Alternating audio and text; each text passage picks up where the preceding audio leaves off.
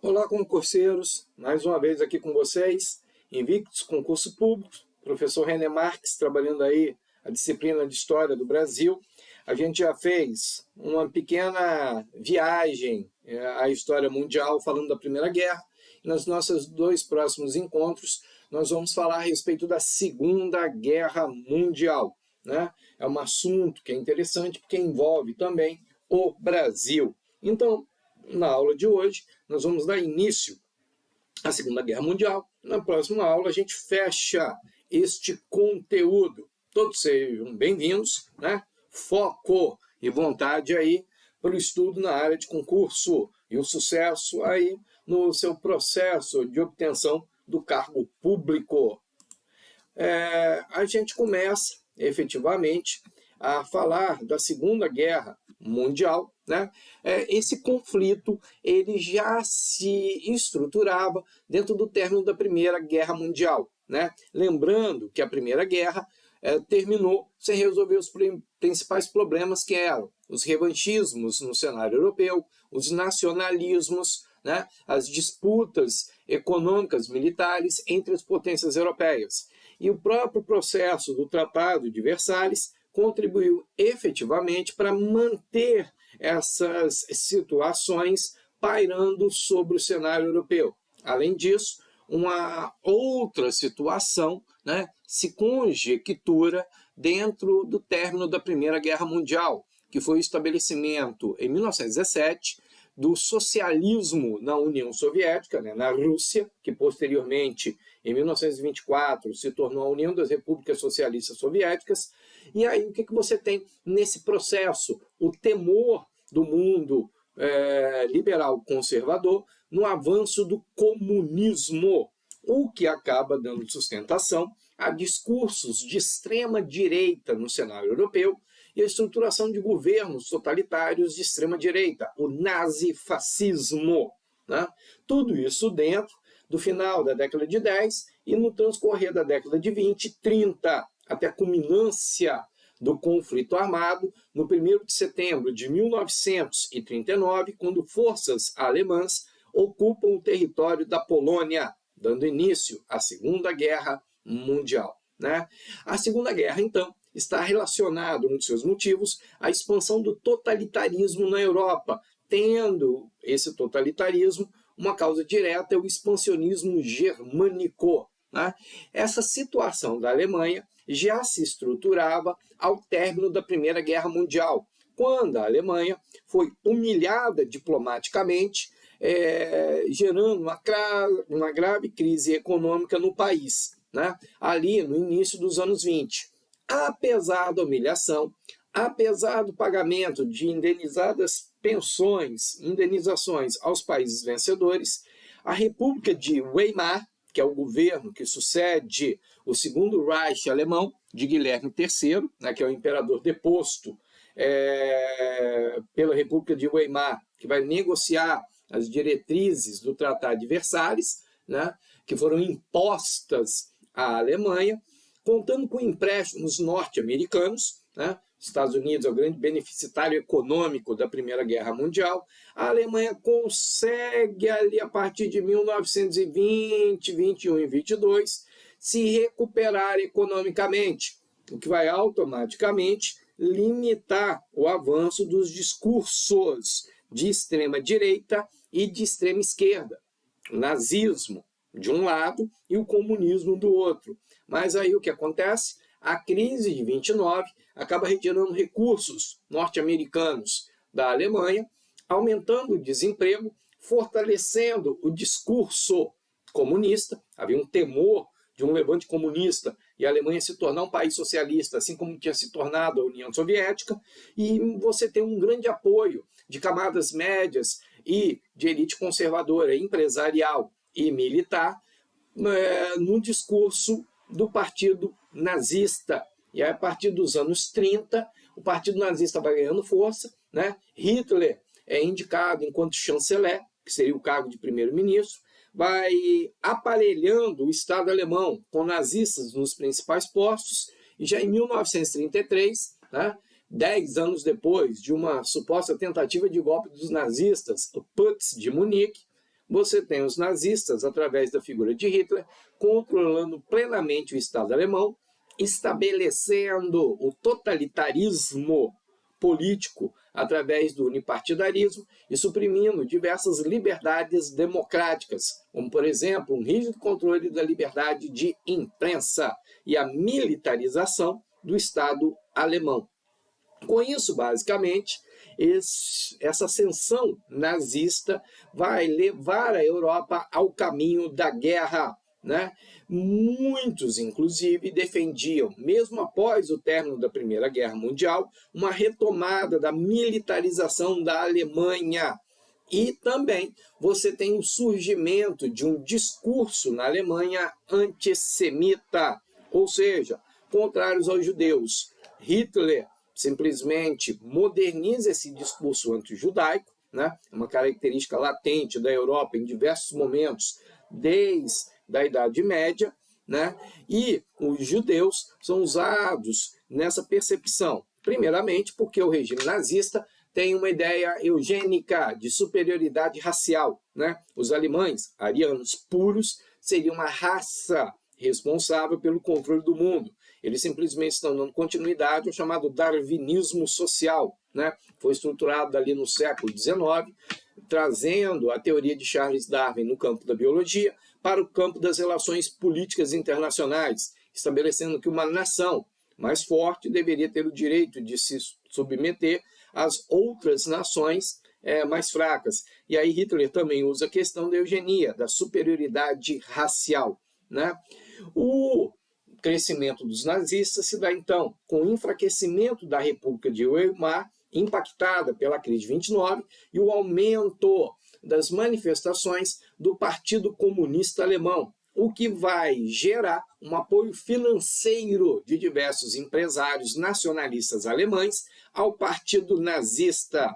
Com isso, basicamente, os alemães nazistas chegam ao poder em 1933, iniciando a construção de um governo totalitário.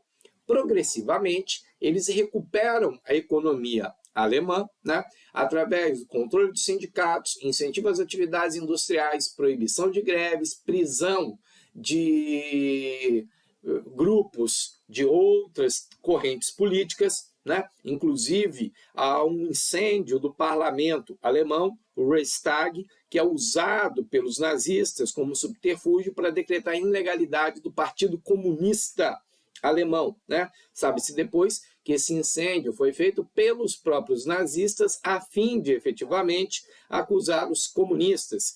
O incêndio teria sido causado por um estudante da Tchecoslováquia, de origem eslava, que era supostamente filiado ao Partido Comunista da Tchecoslováquia, né?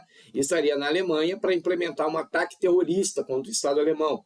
Os nazistas usam isso tudo para se consolidar no poder, criando essa ideia de temor ao comunismo. Inclusive, é dentro dessa tendência que a França e a Inglaterra veem com bons olhos o crescimento dos regimes totalitários, principalmente na Alemanha. Por que com bons olhos? Porque diplomaticamente, principalmente a Inglaterra, acredita na política de apaziguamento, permitiu um crescimento da Alemanha, né, com a retomada da militarização alemã, para fazer frente no leste europeu a um possível crescimento da União Soviética. E aí a Alemanha nazista iria combater a União Soviética comunista, e esse conflito acabaria fazendo o quê? Enfraquecendo ambas as partes, garantindo a supremacia diplomática de ingleses e franceses. Hitler vai, então, enquanto Führer, líder da Alemanha, deixando de lado diversas diretrizes do Tratado de Versalhes e recebendo uma informação pacífica, apaziguadora, por parte da França e Inglaterra. Basicamente o quê? Ele reorganiza o exército alemão, Wehrmacht, ele vai reestruturar sua marinha de guerra e reativar a aviação, criando a Luftwaffe, né, que é a Força Aérea Alemã. Uma vez com a reestruturação das Forças Armadas, Hitler inicia sua expansão territorial, alegando que a Alemanha deveria ter direitos históricos, culturais e étnicos sobre determinados territórios, naquilo que os nazistas defendiam como a chamada política do espaço vital, né? Ou seja, a Alemanha deveria ocupar territórios de fronteira, né, que estavam sob jurisdição de outras nações, exatamente porque nesses territórios a maioria da população era de origem ariana, né? A ideia da grande Alemanha, do pan-germanismo, né? Com isso, basicamente, Hitler acreditava que a prosperidade alemã seria baseada exatamente na supremacia alemã sobre outros povos europeus considerados inferiores, né? Como, por exemplo, os eslavos, trazendo novamente aquele discurso pan-germânico e a ideia de inferioridade dos outros povos, como os povos eslavos, representados principalmente o quê? Nos soviéticos. E esse temor ideológico das elites alemãs, como também das elites conservadores e liberais da França e da Inglaterra, no avanço do comunismo. Comunismo aí sendo basicamente usado como uma fonte de propaganda, um perigo real para se expandir pelo mundo e tornar o mundo inteiro socialista, acabando com o capitalismo. Interessantemente, a análise que se faz da conjectura política da União Soviética é que, nesse período da década de 30, já tinha se consolidado o stalinismo político. Joseph Stalin tinha ascendido ao poder na União Soviética em 24, depois da morte de Lenin, e a derrota política do segundo em comando, que era o Trotsky, e a ideia era bem clara. Stalin se preocupava na manutenção do seu governo internamente na União Soviética, e não era interesse da União Soviética apoiar militarmente nenhum levante comunista fora do espaço soviético, né? Se viesse a acontecer, né, um levante comunista de sucesso e um país se tornasse comunista, a União Soviética manteria relações diplomáticas e econômicas, mas não era uma atribuição do comunismo stalinista expandir a ideia de comunismo, principalmente na Europa. Stalin se preocupava muito mais na consolidação do seu governo, que era ditatorial, dentro da própria União Soviética, né? Mas o discurso europeu é que a União Soviética podia, a qualquer momento, se expandir militarmente e dominar o cenário europeu. E aí é interessante para franceses e ingleses ter o quê? Uma tentativa de bloqueio, que seria esses estados totalitários na Alemanha. Muito também se acreditava que o discurso de Hitler era um discurso político e não prático. Ele discursava contra os judeus, ele discursava a favor da superioridade ariana, ele discursava na política do espaço vital, ele discursava no nacionalismo, mas as pessoas diziam que o discurso dele era somente político, que ele não colocaria em prática, né, suas ações mais contundentes, como, por exemplo, a expulsão dos judeus ou até mesmo o extermínio dos judeus da face da terra. Seria só um discurso que não seria colocado em prática. No final da década de 30, então, os alemães voltaram-se, a princípio, contra a Áustria, né? Uma nação histórica de idioma e cultura alemã. E aí Hitler apoia o fortalecimento do partido nazista austríaco, que vence as eleições parlamentares, e aí há um plebiscito na Áustria, onde a própria população austríaca opta por uma integração política, militar e econômica à Alemanha, a chamada Auschwitz, né? Em 1938, a Alemanha e a Áustria são unificados, né? E com isso, Hitler tem um excepcional crescimento militar, assimilando toda a estrutura militar da Áustria. O próprio Hitler, inclusive, era ariano-austríaco, origem germânica, mas austríaco.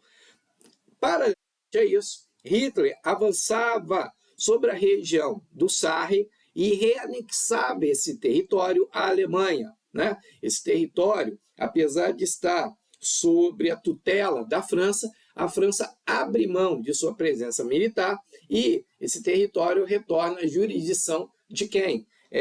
Da Alemanha.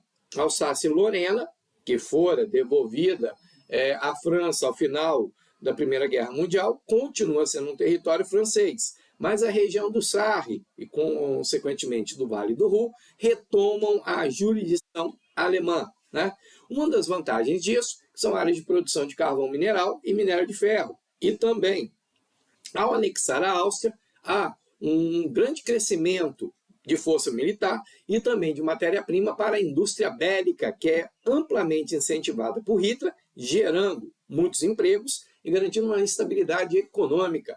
Lembrando também que Hitler acaba fechando os sindicatos, perseguindo os comunistas, enviando eles para campo de concentração e iniciando também uma política de observância e controle das populações judias dentro da Alemanha, o que futuramente, durante a Segunda Guerra Mundial, vai conjecturar o Holocausto, gerando de 4 a 6 milhões de mortes de judeus.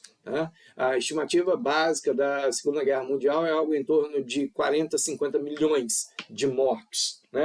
Depois que se anexa a Áustria, Hitler vai atrás das chamadas regiões dos Sudetos tchecos. Região essa que tinha sido entregue à Tchecoslováquia, que foi criada como uma nação pós Primeira Guerra Mundial, Os eslavos tchecos ganharam sua autonomia, até então eles estavam sob jurisdição do antigo Império Austro-Húngaro, e aí os Sudetos, que era uma área de maioria da população ariana, passaram a estar sob jurisdição política da Tchecoslováquia, que tinha uma população prioritariamente eslava. Hitler alegava que esse território deveria ser integrado à Grande Alemanha.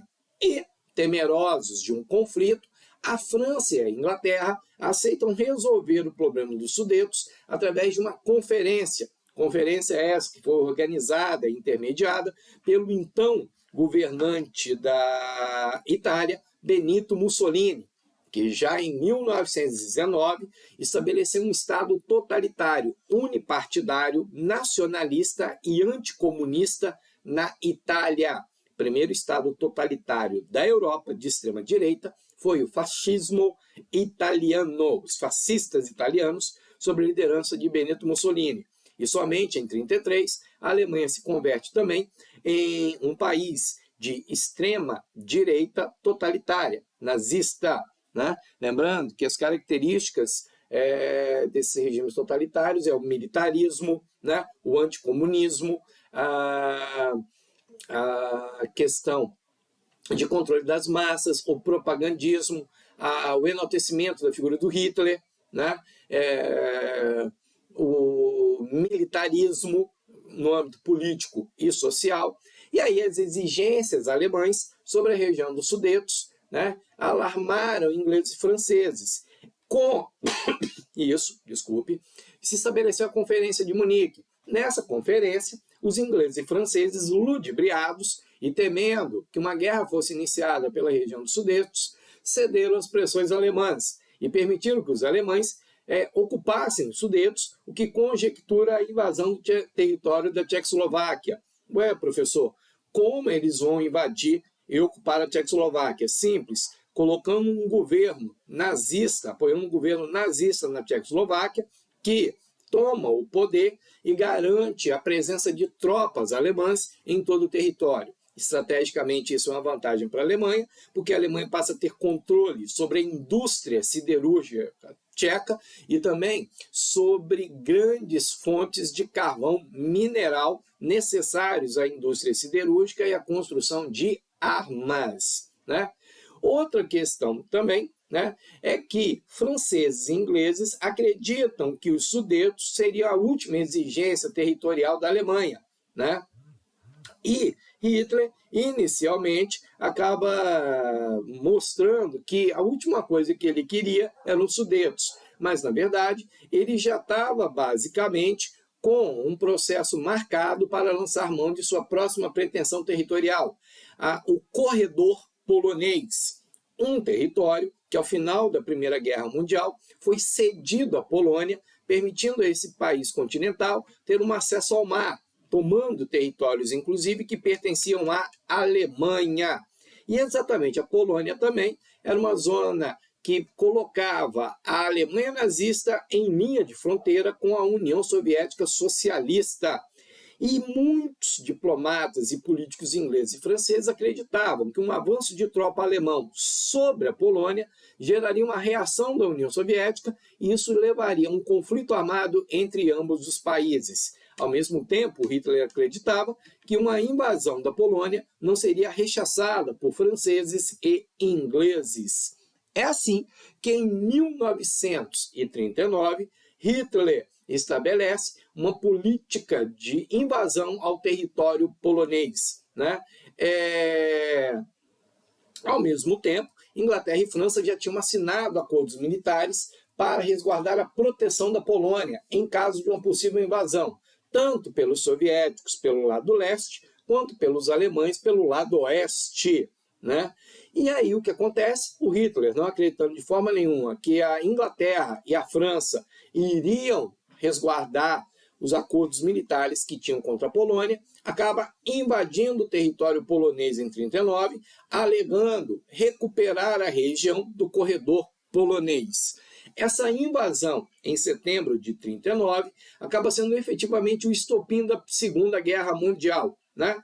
E o que era uma aposta diplomática da Inglaterra e da França não aconteceu. As tropas soviéticas também ocupam a Polônia, mas vão ficar geoestacionadas somente a oeste do país, né? Enquanto os alemães ocupam a posição leste. Por que isso?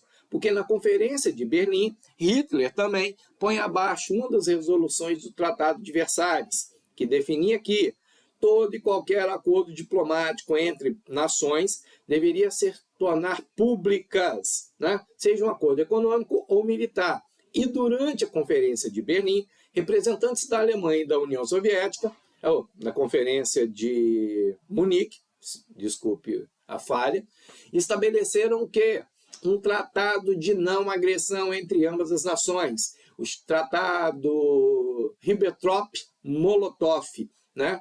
Esse tratado estabelecia que não haveria beligerância entre a Alemanha e a União Soviética, ambos sabendo que mais cedo ou mais tarde esse conflito aconteceria. E a parte que eles estabelecem seria o quê? Uma divisão de zonas militares da Polônia. Isso garantia a Hitler não ter que enfrentar os soviéticos inicialmente, se preocupando muito mais com a possibilidade de uma reação da Inglaterra e da França. E com isso, Hitler consegue rapidamente ocupar a Polônia no mês de setembro e outubro, dando início à Segunda Guerra Mundial, porque ingleses e franceses acabam, em decorrência dos acordos e vendo que Hitler não se retiraria da Polônia, também decretando guerra aos alemães. Obrigado, alunos. A gente termina aí nosso primeiro encontro em relação à Segunda Guerra Mundial, e na nossa próxima aula a gente vê aí como é que basicamente a Europa e o mundo vão ser levados a esse, que foi até então o maior conflito militar de nossa história.